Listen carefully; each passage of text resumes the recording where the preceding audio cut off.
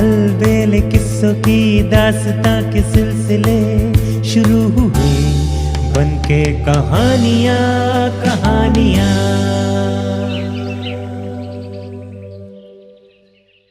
आइए सुनते हैं आज की कहानी रोदाली। इंद्रपुर नामक एक गांव में वृंदा नाम की एक बूढ़ी औरत रहती थी।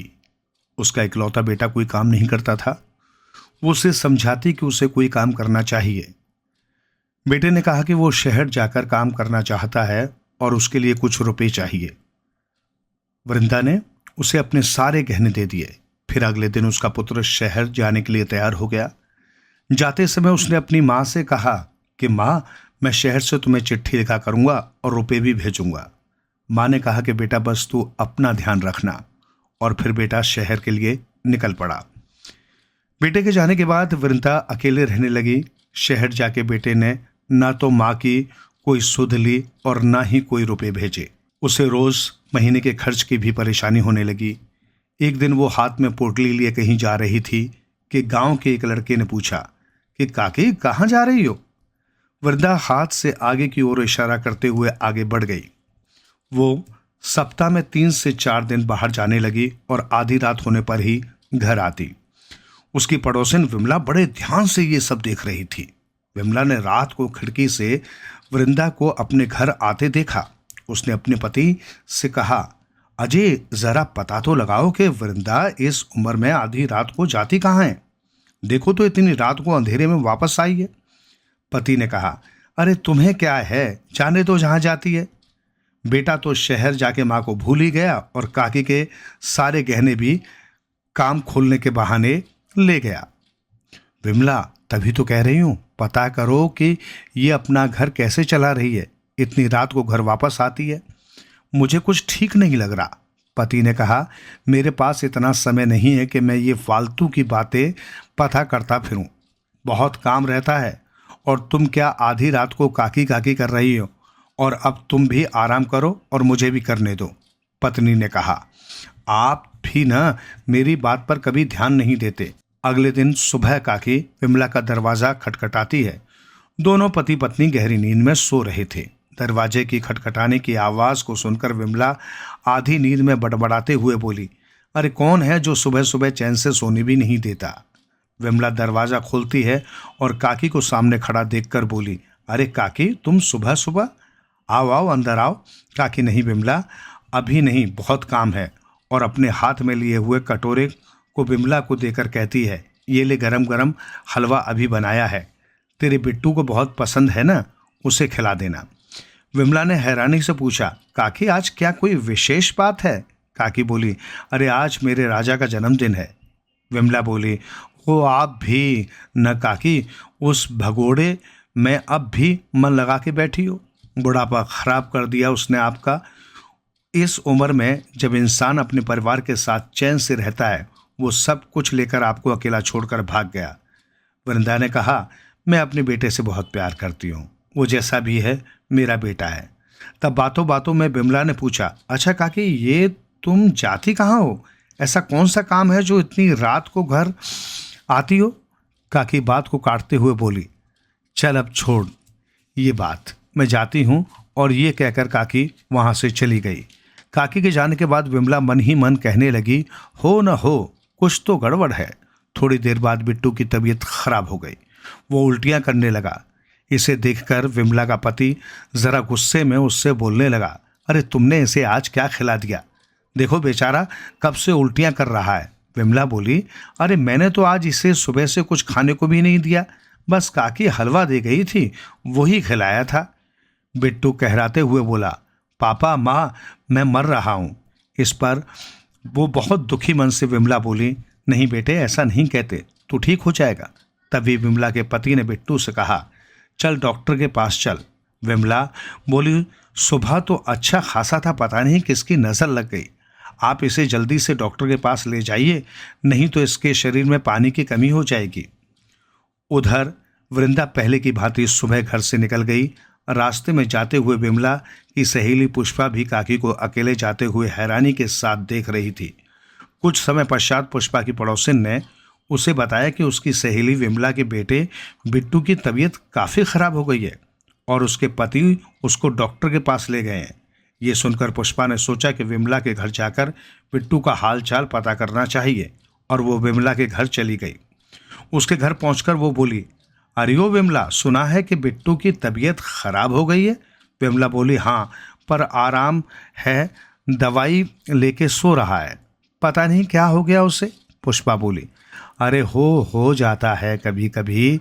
और फिर बड़ी चपलता के साथ बात को घुमाते हुए बोली, अरे सुन, रास्ते में मैंने वृंदा काकी को जाते हुए देखा, बड़ी जल्दी में थी, कुछ बोली नहीं। विमला ने कहा, हाँ, पता नहीं कहाँ जाती है, आधी रात को घर आती है। पुष्पा बोली, तू नजर रख, मुझे तो कुछ दाल में काला लगता है। विमला ने बड़ी हैरानी से कहा, क्या मतलब? मैं कुछ समझी नहीं। पुष्पा ने बड़े धीरे से विमला के कान में कहा, मुझे तो लगता है ये काकी कोई तांत्रिक क्रिया कर रही है। आधी रात को हमारी बाहर जाने की हिम्मत नहीं होती, और ये इनको बुढ़ापे में देखो। परसों रात तो काले कपड़े पहने पोटली लिए आ रही थी। मैंने पूछा तो गुस्से में देखने लगी। पक्का ये बुढ़िया कोई जादू टोना कर रही है।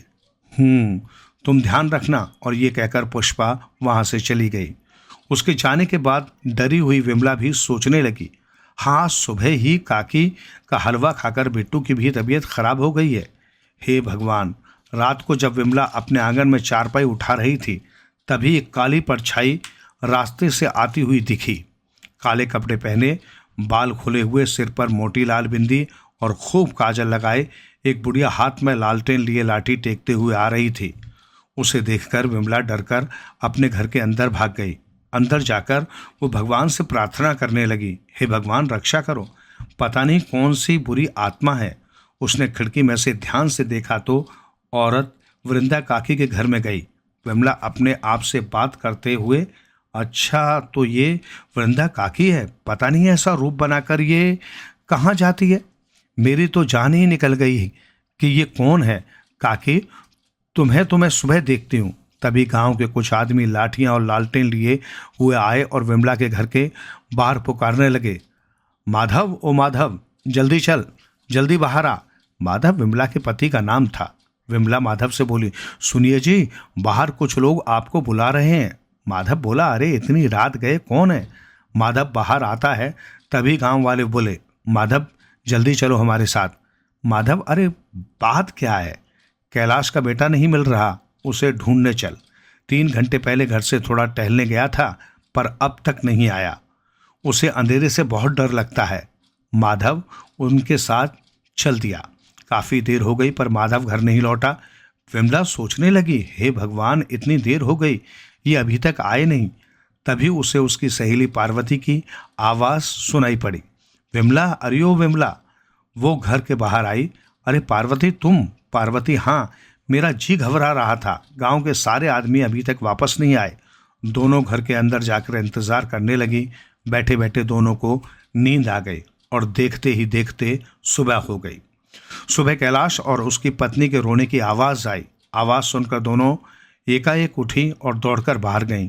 कैलाश के बेटे की लाश पड़ी थी और दोनों माता पिता उससे लिपटकर रो रहे थे। कैलाश की पत्नी रोते हुए कह रही थी, तुझे क्या हो गया? तू अभी तक बोल रहा था कि थोड़ी देर में आ रहा हूँ। चल अब उठ, तू सोया क्यों है? उठ, उठना।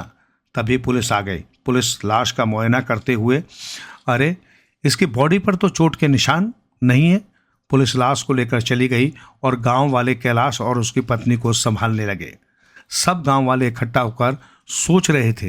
तभी विमला बोली, अरे ये सब क्या हो गया? हम पूरी रात ढूंढते रहे और सुबह थोड़ी रोशनी होने पर गांव की सड़क के किनारे झाड़ियों में ये हमें मरा पड़ा मिला। विमला बोली, मैं जानती हूँ ये काम किसने किया है। माधव, किसने किया है? विमला, वृंदा काकी ने। मैं सबको बताती हूँ। कल रात को आप लोगों के जाने से पहले ये ही आई थी। आजकल गांव के बाहर पता नहीं कहाँ जाती है। कल इन्हें देखकर तो मैं घबरा गई थी। रोज़ आधी रात गई ही वापस आती हैं। कल इनके आने के बाद ही आप लोग निकले थे और उसके बाद कोई बाहर से आया भी नहीं। मेरे बिट्टू के लिए भी सुबह हलवा बनाकर लाई थी। उसे खाते ही लड़का उल्टियाँ करने लगा। हाँ, और उनका घर पता नहीं कैसे चल रहा है। इनका बेटा तो इन्हें भूल ही गया है। तभी गांव का एक आदमी बोला, हाँ, बुरा मत मानना, कुछ दिनों से शक तो मुझे भी था कि ये अजीब अजीब हरकतें कर रही है, शायद कोई तांत्रिक क्रिया। पार्वती, मुझे तो लगता है ये अपने बेटे को घर लाने के चक्कर में हमारे बच्चों की बलि दे रही है। कैलाश के लड़के को इसी ने मारा है। उस सड़क से ये ही आई थी रात को। गांव की एक महिला बोली, ना ना ऐसा मत बोलो, भगवान सबकी रक्षा करे। भोला, तो करो पंचायत और काकी को बुलाकर साफ साफ पूछो, आज कैलाश का बेटा गया है, बहुत खतरा है, और उन्हें पुलिस के हवाले करो।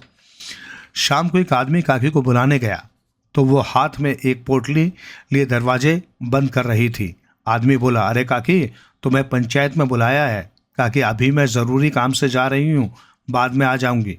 आदमी, काकी, पंचायत बैठी हुई है, अभी बुलाया है, बहुत ज़रूरी है। काकी, अरे मेरा काम भी तो ज़रूरी है, जाकर कह दे बाद में आऊंगी। आदमी, ना ना अभी चलो वरना उठा कर ले जाएंगे। काकी, कोई ज़बरदस्ती है? आदमी, आप चुपचाप चलो मेरे साथ। काकी कुछ देर सोचने के बाद उस आदमी के साथ पंचायत की ओर चल पड़ी। काकी पंचायत में आई। पंचायत का मुखिया बोला, वृंदा काकी, तुम आजकल कहाँ जाती हो? सुना है आधी रात को अकेले घर आती हो।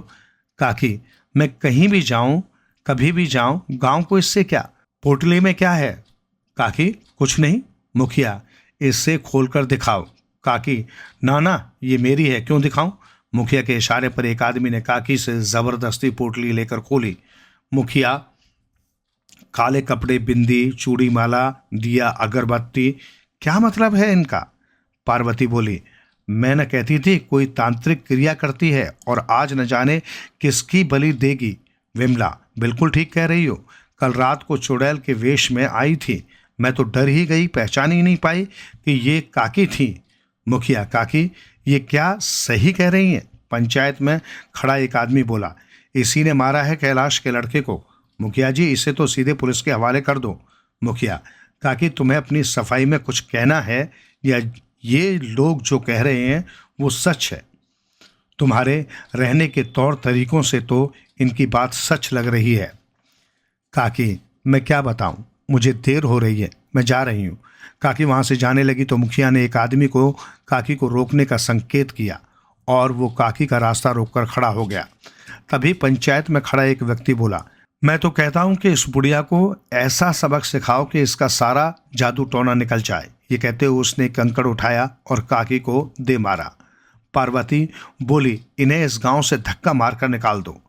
आदमी काकी का हाथ पकड़कर उन्हें जबरदस्ती खींचने लगा और वो गिर गईं। तभी काले कपड़े पहने, बाल खोले 4 औरतें भागती हुई आईं और बोली, तुम्हें शर्म नहीं आती इनके साथ ऐसा करते हुए? आदमी, अच्छा तो ये अकेली नहीं, पूरा गैंग है। तभी मैं सोचूं कि काकी कि अकेले ऐसा करने की हिम्मत कैसे हो गई। पार्वती बोली, मुखिया जी, अब तो सब कुछ आपके सामने है, ये सब जादू टोना करके पूरा गांव बर्बाद कर देगी। इससे पहले कि किसी और की जान जाए, कुछ करो। मुखिया, तुम लोगों ने कैलाश के लड़के को मारा है, सच सच बताओ वरना ठीक नहीं होगा। काकी, ना ना मुखिया जी, हमने ऐसा कुछ नहीं किया, औलाद के जाने का दुख मुझसे ज़्यादा कोई नहीं समझ सकता। मुखिया, तो सच क्या है बताओ, ये तांत्रिक क्रिया जादू टोना क्यों करती हो? काकी रोते हुए, ये सब दूसरे गांव में रहती हैं, हम कोई जादू टोना नहीं करते, घर चलाने के लिए काम करते हैं कि इस उम्र में किसी के आगे हाथ न फैलाना पड़े। पार्वती, ऐसा कौन सा काम करती हो? काकी, बुढ़ापे में कोई काम अब नहीं मिलता तो हम रुदाली बन गए। अमीर लोगों के पास अपनों के मरने पर रोने का समय नहीं होता, जग दिखाई के लिए रुदाली बुला लेते हैं। हम सब वहाँ जाकर मातम मनाती हैं, लाश के आगे दिया बाती करके खूब रोती हैं। काकी का साथ देने आई 4 महिलाओं में से एक महिला बोली, किसी मरे हुए का मातम मनाने के लिए काले कपड़े पहनकर ऐसा वेश बनाना हमारी मजबूरी है। मनहूस काम है तो छिपकर कर रही हैं ताकि किसी को पता न चल सके। वहाँ जाकर अपने हालात को याद कर लेते हैं तो रोना अपने आप आ जाता है। मातम आधी आधी रात तक चलता है, रोने के रुपए मिल जाते हैं तो घर चला रहे हैं, वापस आते हुए देर हो जाती है तो उसी वेश में छिपते छिपाते हुए आते हैं। आपको लगता है ये गलत काम है तो जो सजा देनी है दे दो। विमला, फिर तो कैलाश के लड़के को किसने मारा? मुखिया पता नहीं क्या हो रहा है। तभी पुलिस वाले आ गए। पुलिस, भाई सभी सुन लो, कैलाश के लड़के की हत्या किसी इंसान ने नहीं, जानवर ने की है। पोस्टमार्टम में उसके शरीर पर जो चोट के निशान पाए गए हैं वे एक बैल के सींग के हैं। आदमी बैल, ये कैसे हो सकता है? मेरे ख्याल से यहाँ तो रात को सब अपने बैलों को बांध कर रखते हैं।